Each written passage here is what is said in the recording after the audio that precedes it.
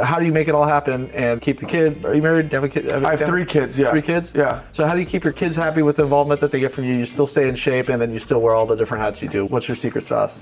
There's no secret sauce, dude. Like LeBron says, early, says there's no magic pill. No. I keep saying I love work, dude. Like I literally, I'm an 100% all-in type of guy. Mm-hmm. Like if you're my guy and you're on my team, like you're my guy and you're on my team. So when it comes to getting like the job done, that's just what I do. I hyper focus and I go all in and I just slam it until it's done. So you don't have any routines? You just kind of like take it as it goes? No, dude, I don't have any like sort of like, these hacks and stuff that you see online. I don't. Like I wake up in the morning.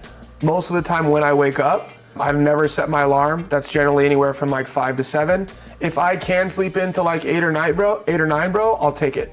100%. Like if I can sleep in longer, I'll take that sleep. I generally get up, I exercise, depending on where I'm at and what I'm doing. Like right now I'm training for a half marathon on October 27th, and I'm training for a half Ironman that I'm running on December 8th. Nice. So yeah, I'm on the treadmill, I lift weights. I try to eat healthy as I can. A lot of Mexican food. Yeah. Yeah, stay off the processed stuff.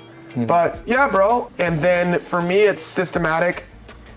Where's a way that we can capitalize on something? Where's a problem? Where's an opportunity? Find it, reverse engineer it back into bite-sized steps, and then do the work. I feel like people can get analysis, a paralysis by analysis. They can consume way too much content. They can be on YouTube way too long. They can read every single book out there. They can go to every single mastermind and join it. They can go to every single meetup, and then they just consume all this, consume, and then they become an expert, but they're not doing anything. Yeah. They're not investing. They're not taking their lumps like you did and like I did to get where you can actually deploy capital, feel confident as an operator, and get to the place where you want to go. Totally. Because it's cool to sound. Yeah. And I'm not taking shots. Yeah. It's cool to sound smart, but at the end of the day, I'd rather be capable to do something and get the job done than to sound like I'm a genius. Yeah. And yeah, I think that a lot of people mistake like the content creators like us for just kind of bragging about our successes and stuff. When in reality, like the content I put out there is actually stuff that I'm like, wow, hey, this is something cool that I learned on this last project. Hopefully this helps you learn more. 100%. And also, it does shine through, by the way, in your stuff.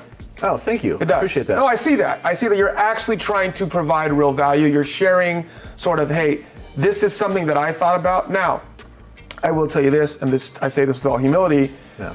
I think that it's focused on more like guys like me that are in the space. Right, yeah. And maybe that's your intent.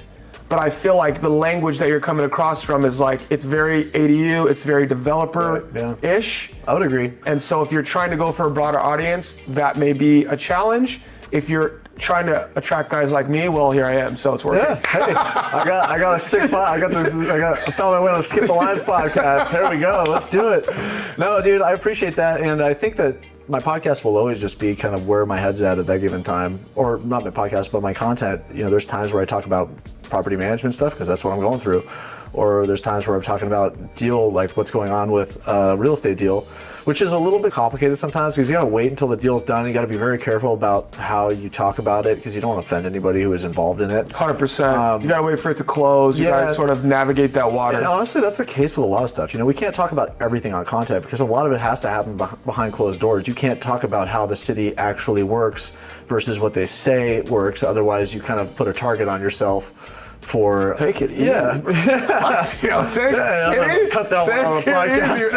Edit. No, but even with we love you, Todd. Even with property management or talking about recent real estate deals, you don't want to publish something that someone could take offense to and could actually adversely affect your business. But I try to be real with everything that I say on social media, and I always am truthful in person as well. After seeing your content and now meeting you, I feel like you and I could probably do business. Because that's the thing about content, you never know. Yeah. Right? And I talked to you on the phone, like there's a lot of people that put out a lot of stuff, and it's like, I feel like if you lift that hood up, some I know for sure, some just my gut's telling me, you lift that hood up, it's just not. They're saying it's a 10 cylinder and 8 cylinder there, and it's probably more like. Yeah. No, I see that sometimes too, and I'm like, I just don't see, like these guys are sprinting out numbers. This thing could not propel a moped forward. Like you're not These Pistons are not what you're claiming them This is to cardboard. Yeah, bro. be. Yabba dabba doo. Yeah.